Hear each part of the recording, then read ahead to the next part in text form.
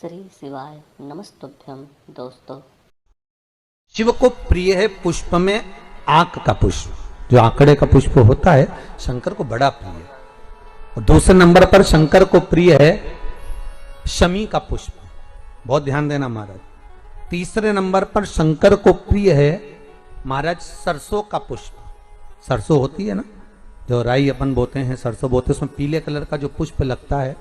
हमारा तो निवेदन रहता है जब तक सरसों आए तो प्रयास करा करो कि सरसों के 108 पुष्प शंकर भगवान पर चढ़ाना प्रारंभ कर दो। महाराज, ये पक्का है कि वर्ष भर कोई बड़ी बीमारी आपको घेर नहीं सकती अगर सरसों के फूल शिव को चढ़ रहे हैं तो। और प्रयास करना कि सरसों का जो पुष्प होता है, सरसों का जो फूल होता है महाराज, अगर कोई व्यक्ति को किडनी या लीवर से जुड़ी हुई कोई तकलीफ होती है, या किसी व्यक्ति का एक्सीडेंट हो गया होता है और उसका कोई अंग रह गया हो, कोई शरीर का कोई भाग रह गया और वो काम नहीं कर, तो उसके लिए शिव महापुराण की कथा कहती है कि सरसों के पुष्प 11 शंकर जी के राइट भाग में, जहां शिव जी के गण दरवाजे के द्वारपाल मणिभद्र जिस जगह पर निवास करते हैं, मतलब राइट भाग कौन सा हुआ?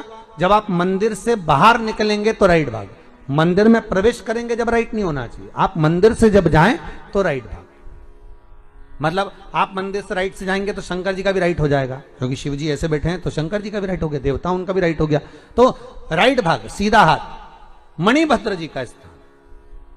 11 सरसों के पुष्प मणिभद्र के उस द्वार पर आप रख दीजिए, और मणिभद्र के द्वार पर रखकर अंदर जाकर 108 वापिस जब आप बाहर निकल रहे हैं, ये पुष्प आप रखने के बाद एक बार बाहर जाएंगे, फिर वापिस आएंगे मणिभद्र के रखने के बाद, और अंदर जाकर 108 सरसों के पुष्प शंकर को समर्पित करेंगे महाराज। उस सरसों के पुष्प जो शिव जी को आप समर्पित कर रहे हैं उसको वापिस लेकर आएंगे, श्री शिवाय नमस्तुभ्यम बोलकर उस सरसों के पुष्प को महाराज सरसों के तेल की बोतल में उसको डाल लीजिए।